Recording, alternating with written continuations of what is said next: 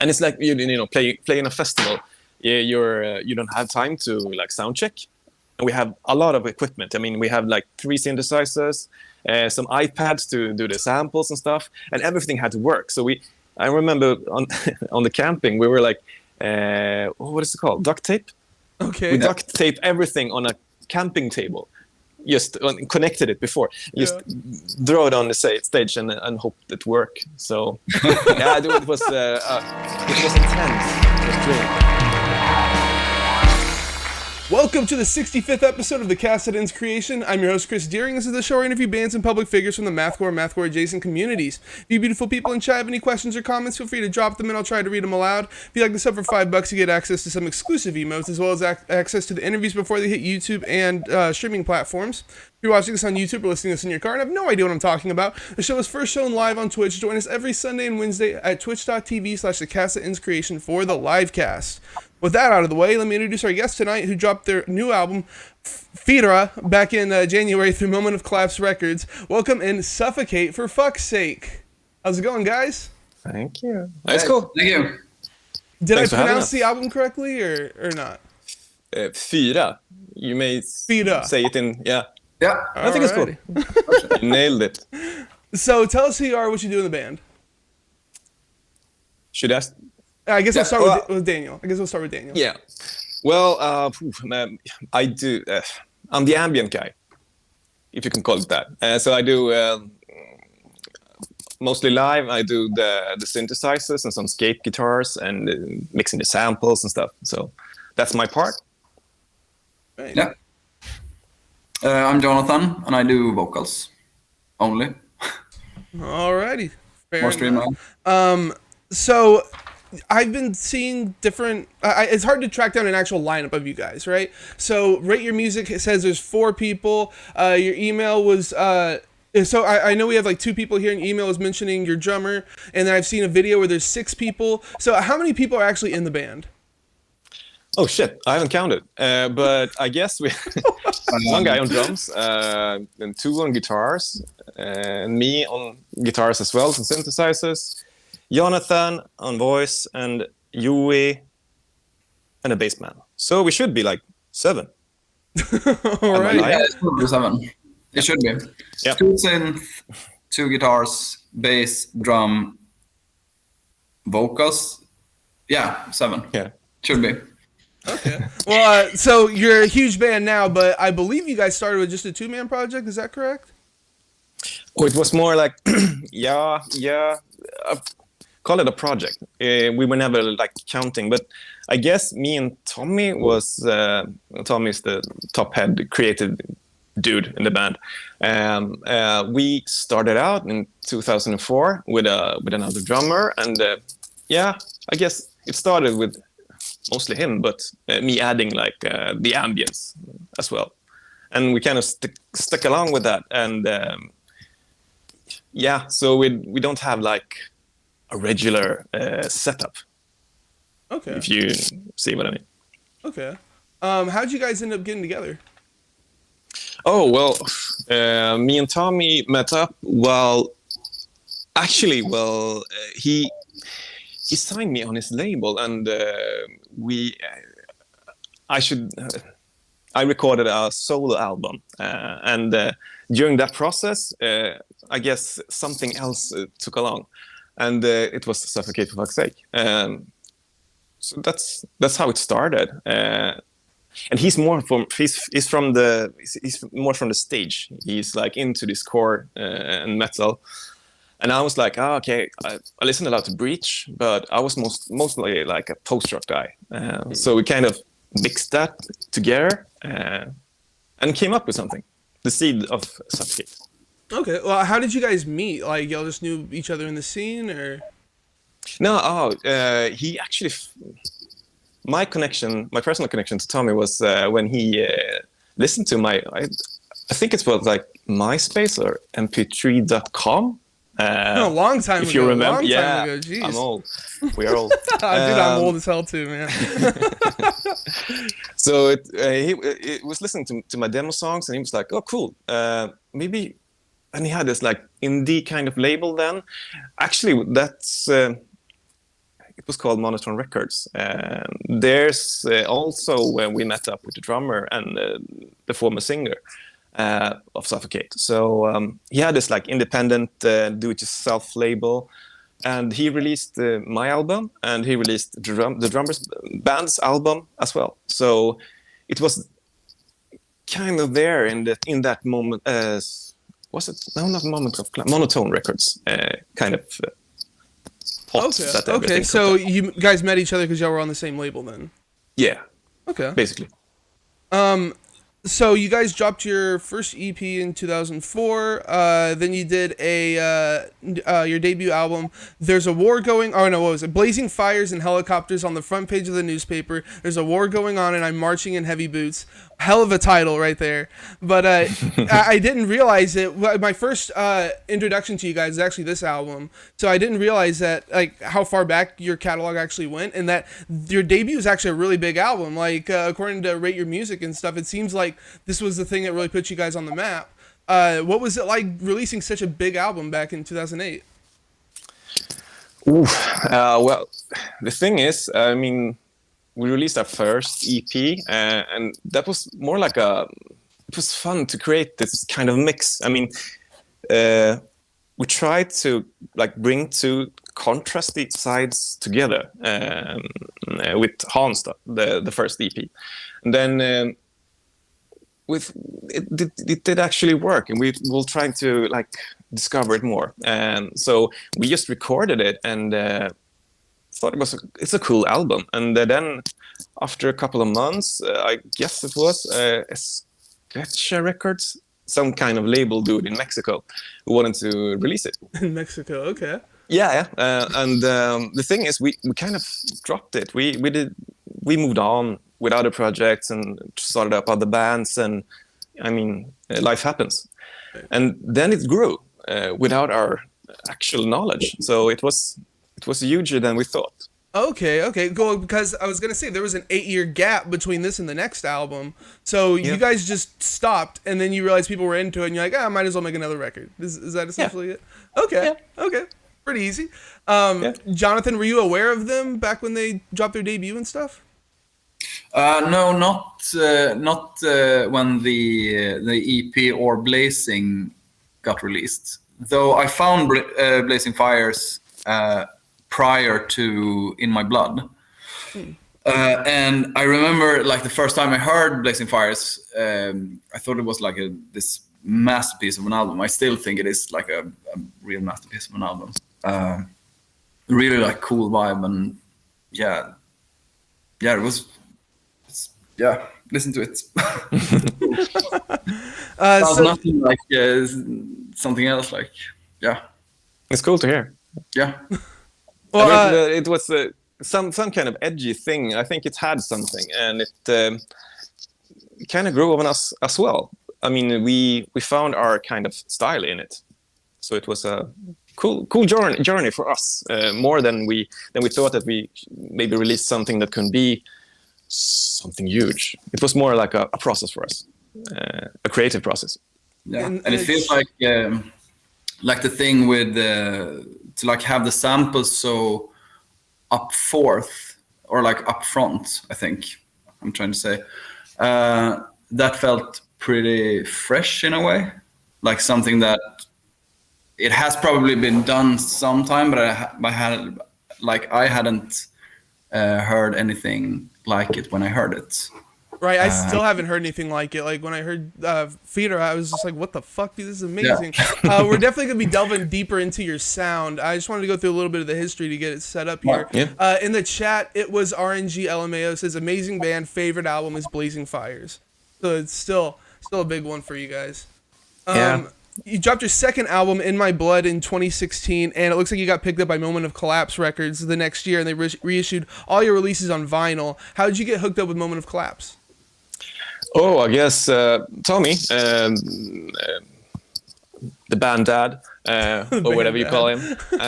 Now he moved to Hamburg from Stockholm, and Hans, the record Hans, was a Stockholm project, and during that gap between 2006, or was it not 2004, I guess, and after the Blazing Fires. Then he moved to Germany, and I mean he moved from Sweden to another country. Thing happened, and he met up with these guys. I guess I think it's an internet thing, and I don't really know for sure, but. The cool thing, the guys, actually, the guys from the record company plays in the band now. So, Okay. That's how we do it. We move through like small do-it-yourself record companies to get along. Right. Get a member from the record label into your band and then get released on them. I see. Yeah, it's like when you say yeah, that sounds. I hope it's not that way. No, it's great. So now you guys have dropped your newest album, Fira, and you got 10K streams on release day. That's fucking amazing. Like a lot of big label bands can't even hit that. So like that's awesome. You guys are doing really good. Yeah, it's like really cool that people like the album and take the time to listen to the music. Oh yeah, man. So what's different this time around on this newest album? Aside from Jonathan joining, right? Because Jonathan's your first time on on a record, right? Yes, exactly. I'd say like one big like change is obviously like the electronic sounding stuff. I mean, the old releases had a lot of like piano and stuff as well, but this one is really like focused on those like I guess like 70s synth sound, like really electronic sounding synths, which feels like a red lining throughout the album. Yeah, and I think you're on something there. The way we have kind of wrote and produced this album is like, if you compare it to In My Blood, it felt intense, and it was like, okay, we have with these songs, and we're gonna record it. And I remember when we were like in Tommy's cottage outside Stockholm and recording the vocals for like, we had no lyrics and we had 3 days, so it was like total focus. Now it's more like it seems more I don't know what to call it, but intentional. Like you guys took longer on this one. No, actually not. The recording process of In My Blood were like it felt like, I don't know, förlösa. Please help me, Jonathan. Can you? Förlösa. Sorry for this. No, but it was something that you needed to like force out. So it was a heavy record due to the concept as well. But this one was more like planned, structured. Some kind of German more intentional structure. Yeah. Like you put a lot more thought into this one. Yeah, and we kind of combined the electronics and the layers of the ambience into the songs, and also kind of in an early stage try to adapt what's happened in the interview to fix it all together. So the red thread in this one is far more prominent. What exactly does Fira mean? 4. It's the Swedish number of 4. So you go from like a 2-sentence long title to like, you know, just a simple like three word one, and now you're just like, fuck it, this is the 4th one. We'll call it 4. Yeah. Why not? It was like a mind play. I remember when we were like, okay, what should this song be called? And I was like, 1 word, no more, no less, just 1 word. So we battled it, and that was a cool contrast thing that also is like symbolic or metaphorical for the music. So yeah, we kind of downsized. Green man. All right. So you guys are more of an, as we were saying before, you guys are a more ambient take on screamo, incorporating aspects of post-rock and stuff into your sound. This time it's a little bit more ambient. To me, the most interesting aspect of this is the storytelling, the samples of people talking and stuff, and obviously that's what like separates you guys from everybody else. I've never seen or never heard another band do that before, and it's absolutely amazing. It feels like a movie, right? Like your music being the perfect backdrop to this movie, and it feels like you're there and you can actually feel the emotions coming coming out of it. Like, I've always heard people say, I can't listen to more depressive music because it makes me more depressed, or like talk about how music has effects on your emotions and stuff. And I've never quite understood that until this album. And I'm just like reading the lyrics along to it, and it's like, I don't know, it's so powerful. I can't even describe it. Like, this is absolutely one of my top albums of the year, possibly number one. Like, it's just so powerful. It's so moving. You guys are amazing. I can't believe how good this album is. Like, for real. Thank you. Absolutely amazing. Really humbling. So, whose idea was it to put the samples in there to start with, like at the beginning of like your sound? Oh, the beginning. From like the first records and stuff, sure. and trying to work. Yeah, because it's such a weird thing. Yeah, we were Tommy and I, and mostly Tommy, were kind of hooked by this Godspeed, You Black Emperor. Have you heard them? I've heard, dude, I've never band. actually listened to them, man. I really need to. I really need to. Oh, you should. Same thing.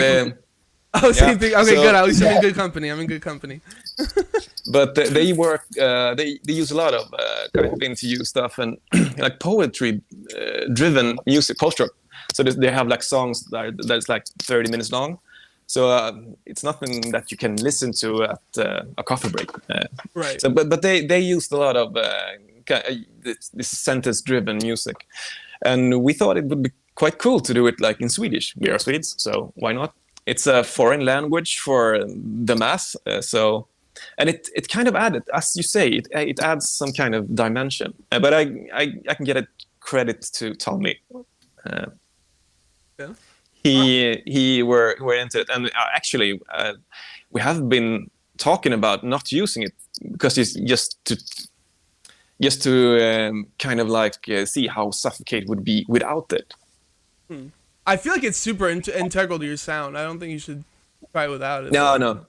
This step we took it into fyra. It's like no, we will kind of rather evolve it than kind of reduce it. So I guess we're stuck with our recipe. Hey, it's good. It's a good ass recipe, man. You can make that over and over again. So are the samples written by you guys, or are they like from an interview somewhere? Like, do y'all record them yourselves? No, it's from like a podcast that's called like straight. Like if you translate it directly, it would be like the Addiction podcast. Yeah. So the stories are like real. And they are told from the people who've suffered from these addictions. Oh, interesting. Is that how it's been like on all the albums? You just pull them from this podcast? Yeah, we have not kind of produced anything or any material actually in the interview parts. We used talk to them, and if it's okay if we use this, and they were like, yeah, do it. And this was like a real emotional process because those guys could be next door neighbor, and it was people that actually getting on with their lives. Right. So it was it felt hard to do it. It was so personal in some way, but they said yes, so we ran it. Yeah. Have they come back to you and said, that like thanked you for getting their story out there or anything like that? If you had contact with anybody that's been on in the clips? Yeah, not me personal, but I don't think Jonathan had. No, not personal. But I've seen like they have they have contacted us like as a band. Yeah. And approved the album. Like, thank you for doing this, and this sounds really cool and stuff. Yeah, so I saw some comments as well on Facebook. Then they were thankful for letting them in to the music, and we are so thankful for letting them use it. Yeah, like it feels, especially like when it came down to writing lyrics about it, because like the samples are like the main story of the songs, but I also have to like make something. I have to like retell the story in a way. Mm-hmm. Like the exact same story that's being told, I have to like retell it in a way that feels like I have something to, like, that complements the samples. Yeah, it complements the sample, and it has to make like musical sense in a way. I also feel like the lyrics could like act like a bridge for those who don't speak Swedish. Because it's in Swedish, so it's. You did speak some Swedish on this album, though. I think it was the second song, something like that. You were at a whole section that was in Swedish. Yeah. Had to pull out Google Translate for that. Yeah, but that was Arvid. Vi som... From Arvid from Vi som älskade varandra så mycket. We love one another so much, Yeah, it's like I think it's a quote, like that band name is like a quote from a Bergman movie or something. I'm not sure. Yeah, when you say it. I think it is. I won't swear on it. So I'll take your word for it. Word for it. Any thought of actually like recording samples and stuff yourselves? Like sit down with somebody and interview them and have that in the album, like in another album? Yeah, we've thought about it, but it would be a fun kind of creative input in the process to like as we speak about it earlier, trying to like not even do a movie. I mean, a documentary or something. Yes. That would be so cool. But it's a heavy kind of process, and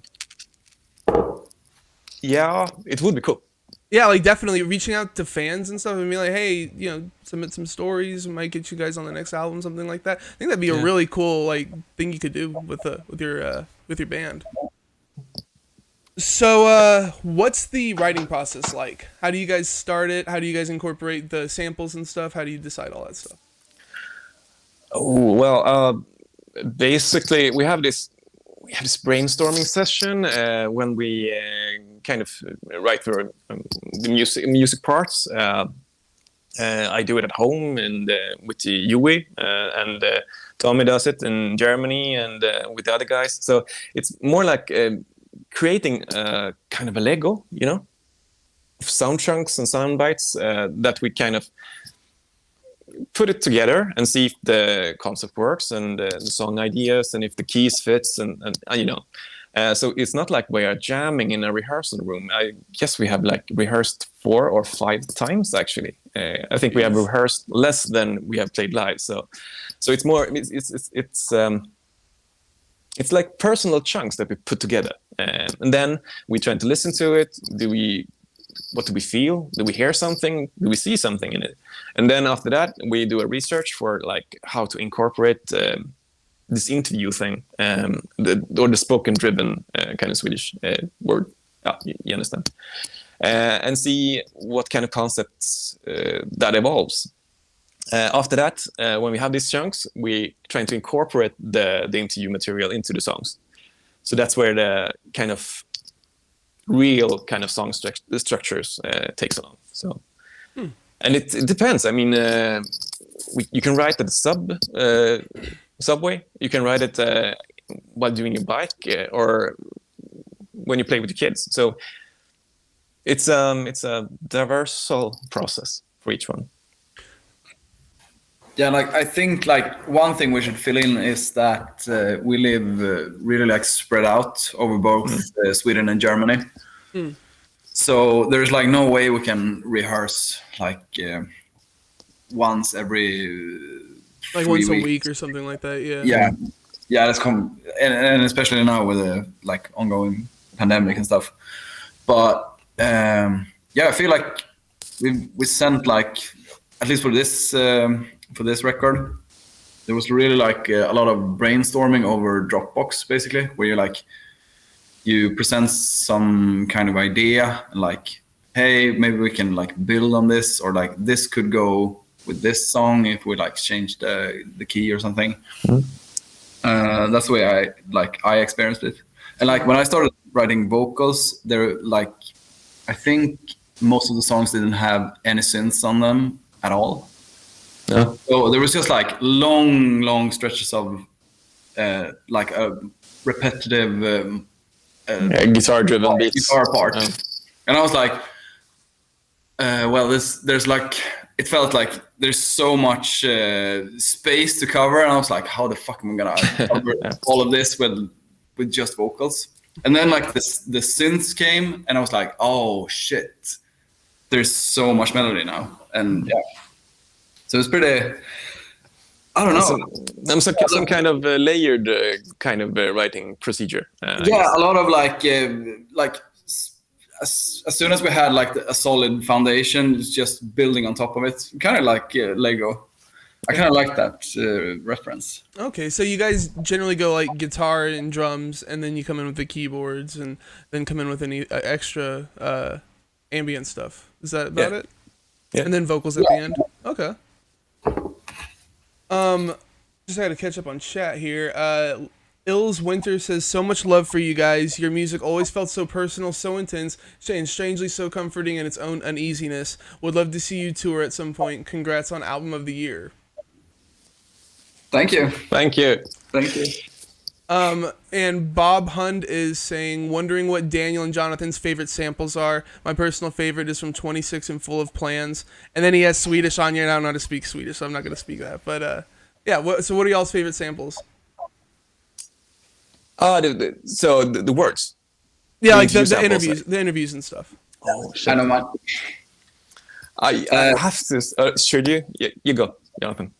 Yeah, the best sample is when it's from Blue Lights and Sunshine, with when she's talking about how she's walking down. Is it Mariagatan? Mm. Yeah, Maria. She's talking about how the pavement is like moving as some kind of ocean. It's like, I guess the last sentence for those who've only heard the Swedish word is I don't know. I'm walking down the pavements or something. I'm completely free, and then the music kicks.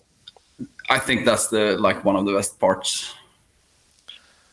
Well, I like it, and she's so like poetic, and she works with like metaphors not metaphors. I don't know. I haven't met her. I haven't talked to her, but she speaks in such a poetic kind of way. So I liked the whole album. So, but my favorite, I guess, it's the first one. It's Hans. That kind of intimate feeling when you talk or let Hans talk. He's an old guy, and are you talking about from this album? Yeah, the first EP. Okay, first EP. The first EP. That's self-titled, but our working name was Hans because the guy who's interviewed is Hans, and it has this kind of sentimental, timid kind of feeling all through the interview. So if you will, you have to know it in Swedish. So I guess it's kind of hard to tell it, but I like that one. Yeah, I feel like some of the like inflections in people's voices and like their emotion and stuff might not translate well like to an English speaking audience. My favorite story in this though was the gambling one, like where he's talking about how they get into his apartment and he's like opening up the door and stuff. Like it's so good. You guys are so good at building up like tension and releasing it. Yeah, the shower part and it gives me goosebumps. Yeah.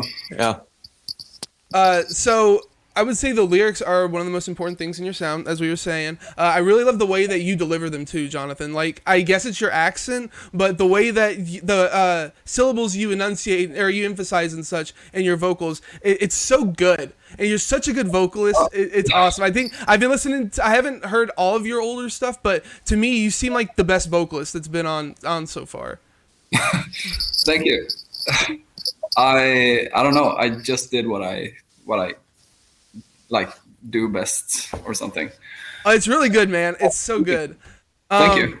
So this album's made up of 4 short stories. It's the first one's about someone's overdose. The second one is about someone with absent parents. The third one's about someone with a gambling addiction, and the fourth one's about someone who can't control their eating habits. All these are super well written, like amazing storylines, and it's not just about like them like going through the troubles, but like how they overcome them.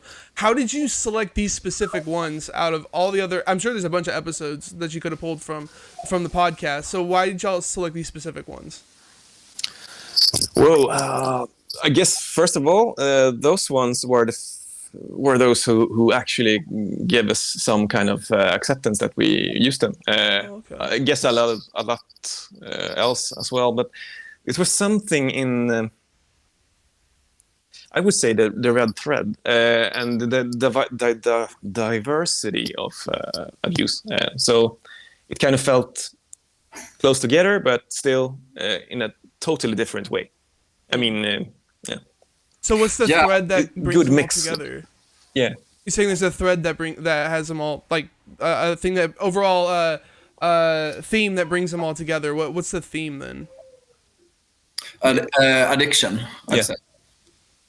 Oh, okay. I'm just now seeing that. All right. Yeah. The mom was like an alcoholic or whatever in the second story. Yeah. So yeah, this totally makes sense. Okay. Huh. Alrighty. Yeah, and it's like the third one, Adam has a gambling addiction. Mm-hmm. Like he simply cannot control his gambling. And the last person, Martina, she develops her like eating disorder after having. Her mom is really like, or is it her stepmom? Stepmom. Mm-hmm. Yeah, who like controls her in weird ways and like abuses her. So yeah, addiction is the like red thread of everyone. Okay. What's Like, your favorite story on here? Whoa. I don't know. I Kind of hard to pick a favorite. Personally, I think I can connect the most with the second one, Mia. Yeah. I think, but it's kind of hard to choose. It's like they're all four really strong stories. Yeah, it is. And then, like, it isn't just stories; it's like their life. So I don't know. It's kind of hard to pick. In a way, I feel. What do you say, Daniel? yeah, and their stories kind of interact. It is four distinct parts of the album, and it characterizes it so good. So it's hard to choose. I can't choose. And then, and as you say, damn, it's their life. Can't choose. Right. Even though it's a tragic story they bring. So, I mean, Okay. Yeah. Fair. So so I can't find any information on how this was recorded, like at all. Can you tell us about the recording process? yeah. Well, sorry, my kid is playing upstairs. You're good. But yeah, how did we do it? As first we kind of came up with sketches in Germany, in Hamburg, the bunker, the rehearsal room, where you have not been, Jonathan. Yeah, it is a bunker from the Second World War. It's kind of a creepy environment. Yeah. Anywho, and so it's all over the place. I mean, you have recorded the vocals in your basement or your father's basement, Jonathan. Yeah, I did like one song in my father's basement. Okay. But he has a studio in the basement. But I think those were the sketches. Yeah. Okay. But the final album was recorded in Studio Bertilsson, which is a studio in Söderhamn. So I did my vocals in Söderhamn, where I lived at the time. And I guess the rest of the stuff is recorded in Hamburg. Yeah, like, all the drums and guitars. Yeah, and the bass. Yeah, and the synthesizers and stuff, and the ambience is like recorded wherever we have been able to write it. So it's an open record. Yeah. Oh, okay. It seems like this would. I guess the like majority of the songs were tracked in like the bunker. Yeah, or I don't know. I wasn't there during the process when they recorded. No, me neither. But Tommy recorded the stuff, and Tommy also mixed the stuff in the whatever studio we had. I think the studio is his laptop. It's just my gut feel. Yeah. So it's very, very do-it-yourself. Yeah. Seems like this was a really big undertaking. How long do you think it took to go from like writing the first riff to finishing the record? Well, this was actually the first time we wrote something with a record company behind us. So this was I was amazed that the process was so quick. It was so short, and it was like distinct. We made it. So we usually like record for 2 years, and this was very quick. I mean, it was like a half year. I'd say a year. Yeah. A year from idea to LP. Jeez, that's fast. Maybe 1.5 years, I'd say. It's like the album has been done for a while prior to the vinyl coming out. So I don't know, maybe a year from idea to finished. That's like crazy. Holy crap. And this is like your longest record too. It's like an hour 15 minutes or something. And y'all did all this in a year. That's crazy. Yeah, it was kind of smooth. It was like everyone was working on something. So it's like one day you wake up and it's like, oh, there's a new version of this song, and then you wake up another day and it's like, oh, there's a new version of this song with like added synths and stuff. So it was like always like some kind of progression. Yeah, I remember we had like this Excel kind of file that this part needs to be done. Okay, try to be creative for like 15 minutes and record it. We need to get it out. Okay. So it was like, and that's what I mean with the record company. We have never experienced the drivenness. Can you say that? We were more driven like now. The record company is like pushing it to. Yeah, like, a schedule for you guys. Yeah, it's still not destroying it. I think it added something. It also added to the red thread. Because when you write something over a longer time of period, then you start to like get influences from other directions and stuff. So this was more like streamlined and in the concept than the others. So this, like I was saying before, this is your longest record. It's on 2 vinyl. Why did y'all ever consider cutting one of the stories to try to make it fit on 1 vinyl, or did y'all just say we're doing 4 stories at the beginning and like that's final? We're working on 4 stories. I don't think we ever like talked about ditching anything, and I know for a fact that to fit it on like one vinyl, we'd had to cut out 2. Oh, chapters. Really? Okay, I thought you could do like 28 minutes on each side, and that'd be like 56 minutes. I figured that'd be. Oh yeah, you probably could.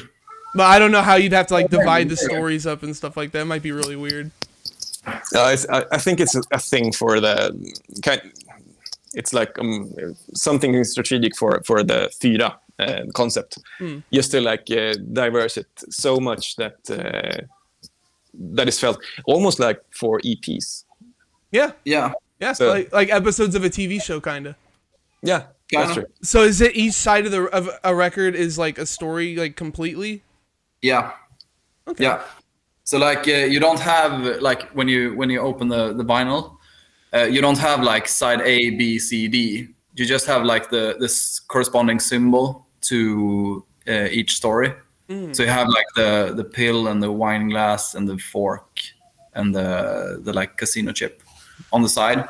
So it's not really like you don't really have to listen to it from start to finish in a way. No. Okay. I just realized that's what the symbol was that y'all sent me.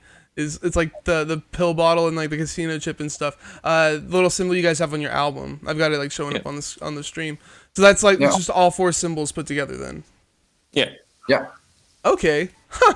Interesting. I like it. What's the upside down cross about? On the bottom. Oh, I think it's the bottom of the wine glass and the fork that. So it's no satanic. Okay. It just happened to be like that. Okay, I got you. Okay. Tio Casdita? Tio Cadista? In chat, anyway, someone in chat saying, greetings from Puerto Rico. Thank you for the music you guys create. You guys having fans all over the place. Ills Winter says, how do you decide the concept of each album? It is really intriguing reading the details behind your albums. For example, the concept of In My Blood was shocking to read and learn more about. I assume they're talking about sterilizing the people. Isn't that the album where that one was? Yeah. That was pretty fucked up. When I was reading, I was like, Jesus Christ. Yeah. I mean, it was like long into the 60s in Sweden. That was huge, heavy shit to read. Right. I remember I ordered this book just to get into it, just to get into the topic. I mean, I didn't knew before. So that was more of a deep research, and just to get the inspiration. I mean, we read a lot there. If you cut it to the like Blazing and this record, it's more like we get handed and get something to tell. This was more like I mean, for In My Blood, it was more like putting the story together. So it was more like a journalistic work for us to do. We didn't have like a documentary or something, so we borrowed parts from there and we took it together to get the story straight. Is that something that y'all wanted to fast. talk about, though? Is like the sterilization and stuff like that? Like, to begin with, was that what you wanted to talk about? Or is it just like, hey, this is a cool thing, we should, do something about this? No, it was the phrase "in my blood." When we talked about it as a concept and talked about how fucked up it was. Actually, I mean, it's a sick thing, and I didn't knew myself about it before I dug into it. So it was some kind of a boot for the state of Sweden or something, just to get. It felt important to tell that, so it's not like forgotten. Right. You would. Okay.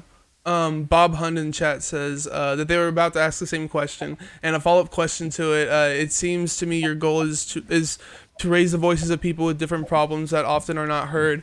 What kind of problem area would you like to focus on in the future? Oh, sorry. He was saying that it seems like your goal is to raise the voices of people with different problems that aren't often heard. What kind of problem area would you like to focus on in the future? Oh, I don't know. Would that be a spoiler?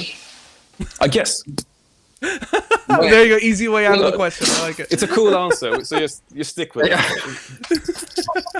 Yeah, I don't know, but I would definitely like agree with that statement. That at least I feel, especially like the album that I have done and like the past albums, it has always been like about telling the stories behind the album. Right. And as was it Bob Hund? Yeah. Yeah, it was. Cool. It's a Swedish band. Is it? Like Okay. he or she said, it's like we will probably do something about the marginalized people again. That's more interesting in a way to get their stories heard. Yeah, it's really cool. You have this really good message behind the music. Like, yeah, it's just great. So you guys got a guest on this album that sings in a couple of spots. It's a woman, but I can't find any info on who she is. Who is she? Yeah, who is she?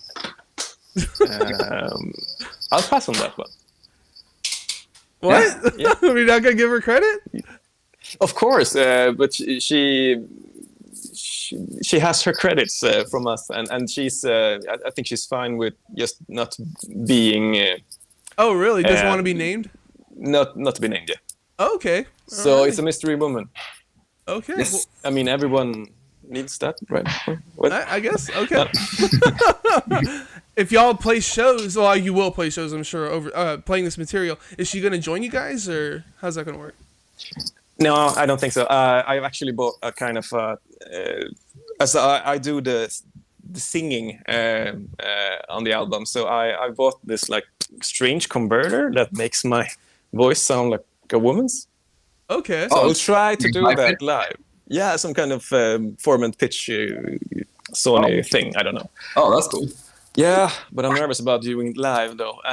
But it could work. It could work. We'll see. You could just play her with the samples and stuff like that. Like how you play those, you just play her voice. Yeah, or I just sing like I do. Yeah. Yeah. Hey, that works too. Yeah. So who did the artwork? We got it. We're gonna get it up on stream. Got your album cover on stream. Who did the artwork for it? Tommy. the mastermind, the conceptual mastermind. Tommy in the band. Okay. And he came up with like the symbols and stuff like that. Yeah. Yeah, you did. Why He's is a it graphic purple? designer. So. Yeah, I guess we needed some. If you look at In My Blood, it was very like earthy tony and kind of fitted into the stage or the scene. So purple was like, okay, we need to add something more, not just another black album. Right. So the purple was it's a design piece, I think. Okay. Oh, it's good, and you have like the vinyl matching it and everything. Just the way the whole package is presented, it's really cool looking. Yeah, with the blob and the splatter. I love the vinyls.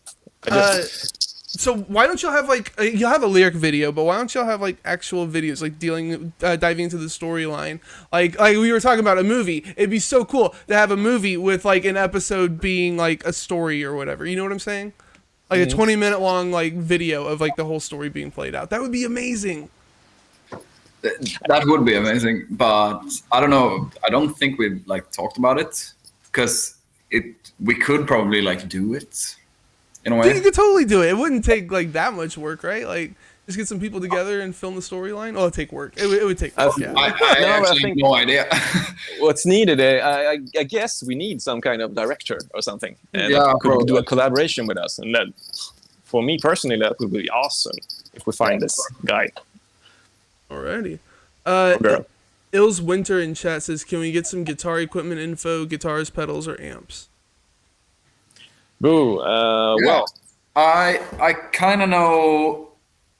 I kind of know like some stuff.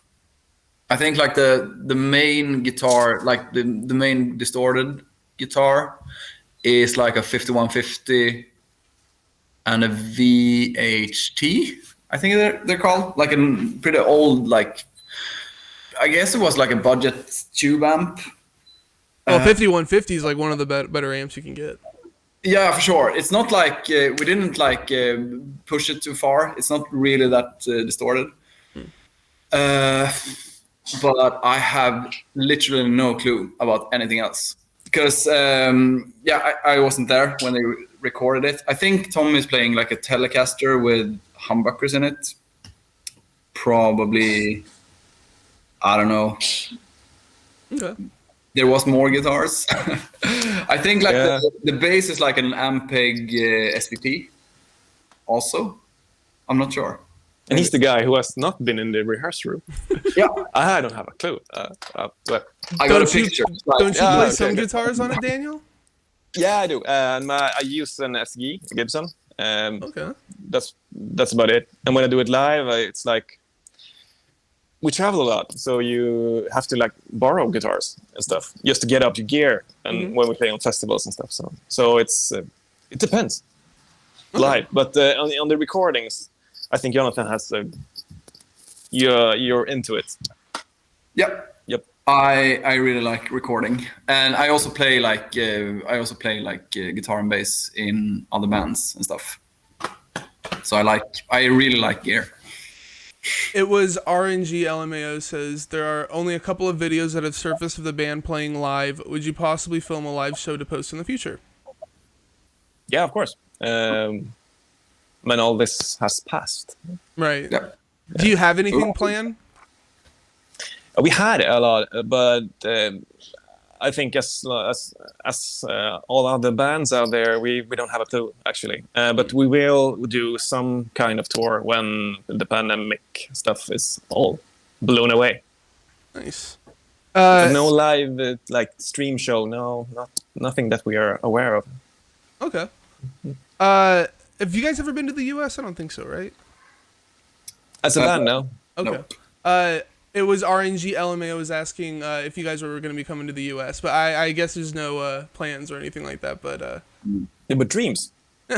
dreams, There are definitely. dreams. Yeah. So, what's the best show you guys have played? What would you say the best one is? Oh, I guess Actually, it was our first show. It was intimate in this occupied building in Hamburg, Rota Flora. Sorry for the German accent. Rota Flora, whatever. It was like 20, 30 persons in the audience, and it was unannounced. So it was our first ever, like kind of a pre-show before doing. Oh shit, what's it called? We went to Berlin the same weekend. Whatever. It was an unannounced small intimate gig at Rota Flora in Hamburg. Damn, being able to pull like 10 to 20 people for an unannounced show, that's actually pretty insane. I'm pretty sure most bands would get like 0 people showing up, so. True. That's pretty awesome. What about, I guess, Jonathan, you haven't been on any of them, but if you have like experiences with other bands and stuff like that. Yeah, like best show, I don't know, like the first time, I guess like with we've done some shows with Shirokuma, my other band, and I don't know. There's been like a lot of good shows. Damn, you've been in Japan. There's been like a lot of empty shows where there's like 4 people in the crowd. But right. I guess every band, and it's fine. Usually it's pretty fun. But I think like playing Fluff Fest the first time was really, really like, it felt cool and it felt really weird as well. It's like, what is that? I don't know if you know about Fluff Fest, but it's like a big festival in Czech Republic where, I don't know, there's got to be like 2,000 people or something. Jesus Christ. There. Yeah, and it's like, there was this like big stage, and with Shiro we hadn't done anything like it before. So it was like, just when we sound checked and stuff, it was like, we got like super nervous, and it was like, holy shit, are we gonna do this? But I think it went pretty well. It was really like cool. Yeah, I'm sure it has to be a really weird experience being up in front of that many people. I'd still get nervous being in front of like maybe 20 or 30, but freaking thousands, like, oh my god. yeah, it's really weird. We played at Fluff Fest as well with Suffocate, and that was like the first time I went really, really, really nervous. It was crowded, but it's a cool place. I like Fluff. In the middle of nowhere. Or is it? It's outside of like Rokkitsani, I think it's pronounced. Oh. Yeah.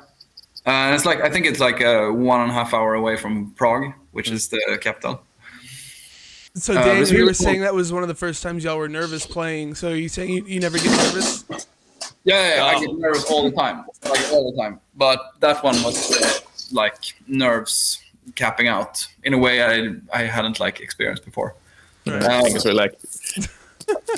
Yeah, I feel like the best part of touring and doing shows is like meeting all the people around the world. I think that's like the part which I enjoy the most, in a way. Right, being able to actually connect to fans. Yeah, exactly. And it's like to talk to people and like, yeah, I think that's the like best part. Obviously, I like doing shows. It's really fun and like giving, or like fulfilling, I guess. Mm-hmm. But yeah, like connecting with people, I guess. So what was y'all's worst show experience? I guess we could start with Daniel. Oh my god. With Suffocate or? Yeah, with Suffocate. Or if you have something like crazy from another band, that'd be cool too, but mainly Suffocate. No, Suffocate was. I don't know. I guess Fluff Fest in both ways. It was one of the coolest, but since being so fucking nervous, I was like doing all the things 5 times in my mind before I did it. Okay. Okay, the keys there. So it was like kind of a draining experience. So I would say Fluff Fest, but still, it was the coolest gigs. So. Okay. And it's like you know play in a festival. You don't have time to like sound check, and we have a lot of equipment. I mean, we have like 3 synthesizers, some iPads to do the samples and stuff, and everything had to work. So I remember on the camping we were like, what is it called? Duct tape. Okay. We duct tape everything on a camping table. just connected it before. Just throw it on the stage and hope it work. So yeah, it was intense. It was draining. Dude, that's crazy. You can't do sound check at the festival, so like you were just flying blind. You didn't even know if it was gonna work. No, it's like you have like okay, check your mic. Okay, it's working. Cool. Check that. Check that. Okay, fine. Hit it. Oh. So I prefer venues in front of festivals actually. Right. Did everything work? No. No. That depends how you see in it. Did I work? No. But the gear, I think it worked. Nice. Alrighty. I've actually seen like a picture of that duct tape table. It looks like there is like a Facebook page that's called like Production Nightmares. They like post pictures of like stuff that sound people shouldn't absolutely do, and like that picture is definitely like a good contender to that page. Okay, cool. I was like, I was seeing it, like, holy shit. Yeah, no. Like I don't wanna. This shouldn't be gigged on. It's cool. Yeah, it didn't work though. So Anyway. cool. What about you, Jonathan? You have any bad experiences at shows? Not any like nightmare stories in that way. I guess there's been like times on tour when I've been like so like physically drained that I couldn't find the fun in the show. And that's kind of horrible to like play a show and not feeling good about it. Right. I don't know. It's like stuff breaking off stage, like guitar strings breaking and stuff like that. But that shit happens. I mean, it doesn't make a bad show. I don't know. Okay. I've had bad stories, but I can't really remember them. No, it's like I'm pretty sure I haven't had like a nightmare thing yet. Knock on wood. Yeah. So what about the weirdest shows you guys have played? For instance, I've had a band that's played in an ice cream parlor, one that's played at an elementary school for 5th graders. Do you have anything weird? Yeah, it's like weird shows. Let's see.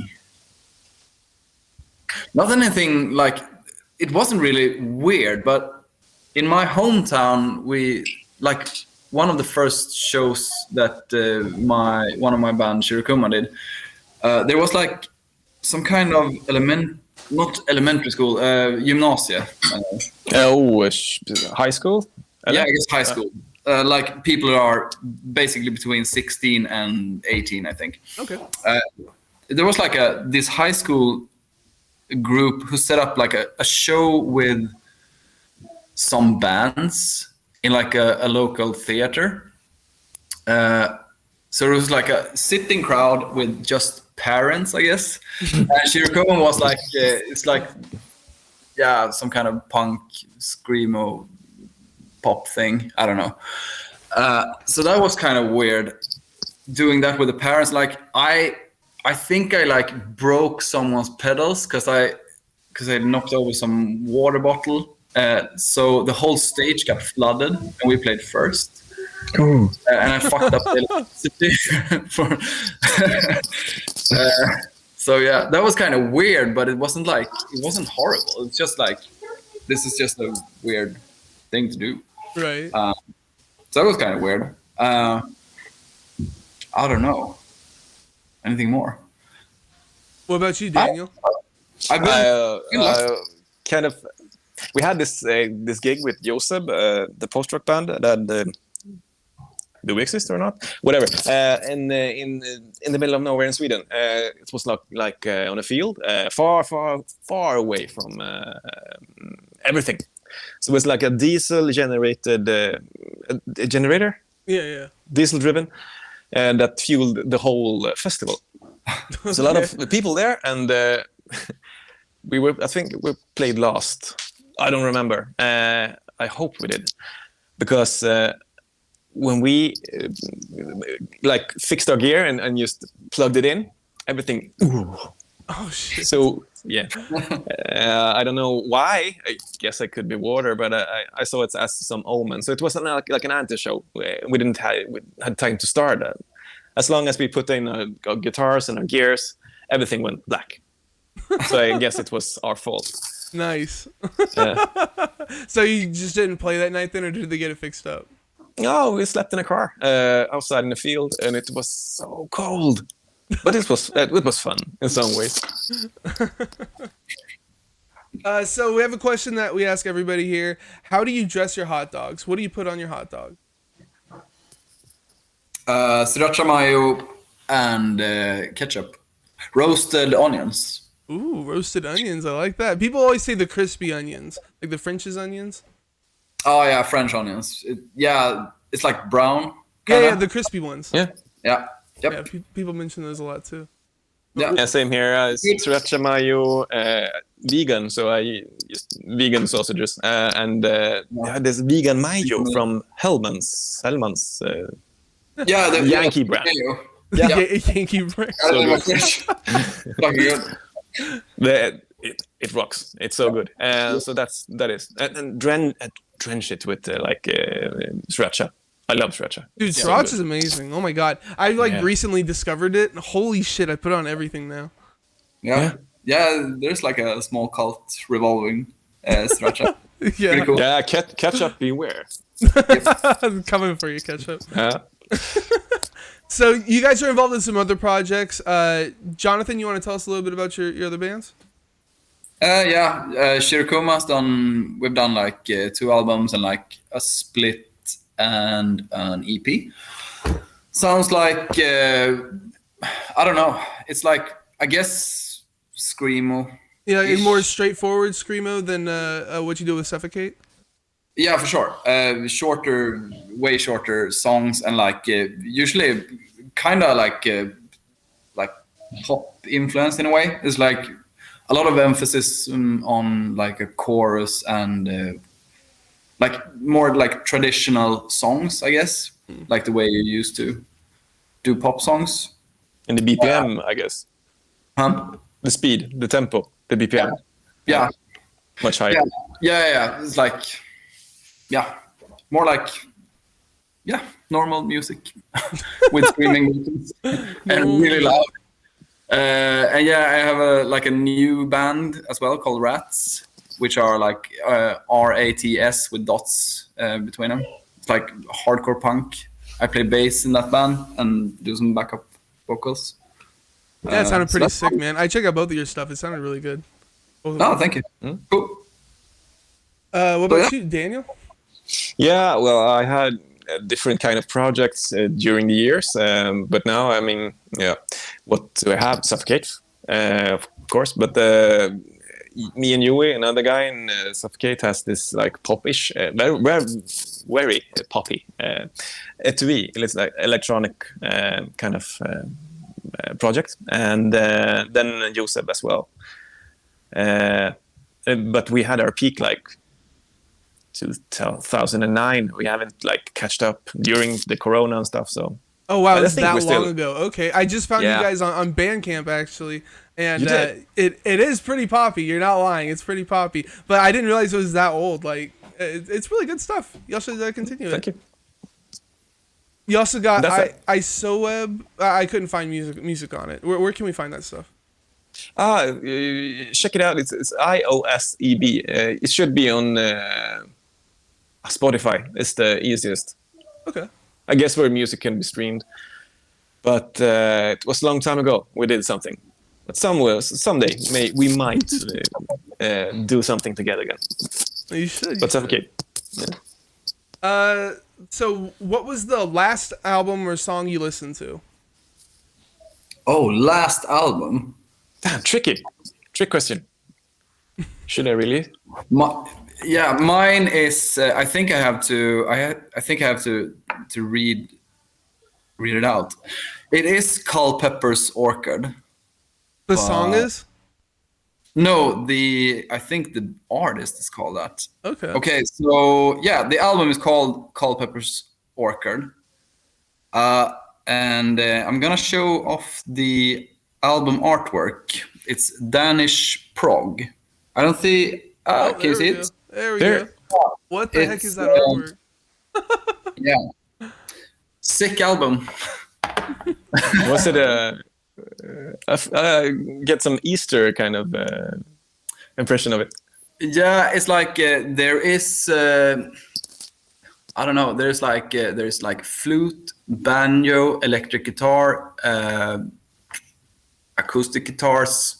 There's like this mix of rock and pop and folk music and like I don't know. It feels kind of weird, but it's pretty. Sounds good. weird. I've been on a long prog streak now, so Prog is good. I like it. It's cool. It opens up perceptions. Right. Yeah. As I look, it's Saul Williams' List of Demands from his first album. I love that guy. Who was is the last it? song. Saul Williams. Sir Williams? Saul is Saul Williams. Okay. Yeah, Saul. Yeah. Okay. I like him. I love it. I haven't heard of him. I'll have to check him out. Yeah. What about y'all's album of the years, either for last year or up to this point this year? Yeah, I think like the album that I've listened like the most to, and which I think is really good, is The Avalanches. We Will Always Love You. There's like it's like a DJ duo. I think they're playing their instruments now. I'm not sure, but it's really poppy. I think it's on the radio, like everywhere. But I think that album is really cool. It is. I remember like back in the like 2004, 5, 6. Every indie clubs were like totally loving them. Yeah, they're cool. Yeah, I like it. Also, like the new Dinosaur Jr. record, I think it's pretty good. Like indie rock, straightforward. Yeah, I've never heard them either. I need to get. Oh shit! You have to look that up. Right, I've heard a lot of people like talk about them, but I never checked. Yeah, they're cool. Yeah, they're cool. A lot of distortion, loud volumes. What about you, Daniel? Well, just to stick to the concept. I don't know. I listen a lot to. It's hard to say like the album of the year. Right. I mean, it has gone like 6 months. So, but Lonely Deer's new album, I so love it. It's so intimate and so intense, and it's just him and a piano mostly. So, A Lantern and a Bell with Lonely Deer. I love it. It's so cool. You said lonely what? Lonely Deer. He's on Sub Pop, I guess. He's a Swedish artist. Okay. It's not that heavy, if you. But check it out. I totally love it. It's very intimate. Okay. So you guys got vinyl, CDs, shirts, all kinds of stuff available. We got it up here on the screen now. So yeah, it looks like things have been selling pretty good. You're sold out of one kind of vinyl, one variant. And yeah, I really like this shirt that says your name on it, just Suffocate For Fuck Sakes. But it's like, I don't know what the term for that is, where it's like broken up, or like all together, but like broken up. Yeah, it's broken up the wrong way, kind of. Yeah. That's awesome. But yeah, got all kinds of merch and stuff. So yeah, that's about all I had to talk about, unless you guys had something else you wanted to bring up. Oh, and that merch is at momentofcollapse.com. Yeah. Yeah, but also thank you for having us. And sorry for my bad English. No, it's been great. What he said. You guys are awesome. It was a really like long time since I spoke in English, and I feel like a lot of, not a lot of rust in my throat, but I feel rusty doing it. Well, you guys sounded amazing. What's that word? But yeah. So yeah, thank you so much for having us. Yeah, really cool. Absolutely. I'm just gonna do a little outro here. If you're looking for one of the most intense experiences you'll have listening to music this year, you got to set aside a little over an hour and listen to Fira, the new album from Suffocate For Fuck Sake, which dropped back in January through Moment of Collapse Records. You guys are on Facebook, Instagram, and Bandcamp. You're also on all the streaming platforms. Are there any social plugs that we're missing? No. No, I don't think so. Got everything? Alrighty. As for me, drop my channel, follow so you always know when I go live. You can also sub to get access to the interviews before they hit YouTube and streaming services, as well as access to some exclusive emotes. You can also sub for free by attaching your Amazon Prime account to your Twitch account and get one free sub a month. And you can give it to me. It's like taking $5 from Jeff Bezos' pocket, putting it in mine. You can find me on Facebook, Instagram, Twitter, and YouTube. YouTube folks, if you like the video, please drop a like, click on the notification bell, and don't forget to subscribe. It's a great way to support me for free. Check out my music, The Sound That Ends Creation, at thesoundthatenscreation.bandcamp.com. My next guest is LA-based instrumental mathcore band Wax People. Join us this Wednesday, June 2nd at 7 p.m. Central, right here at twitch.tv/thecastthatenscreation. Thanks for being here, guys. Hope you had a good time. Thank you. Hell yeah. And thank you guys for watching and listening.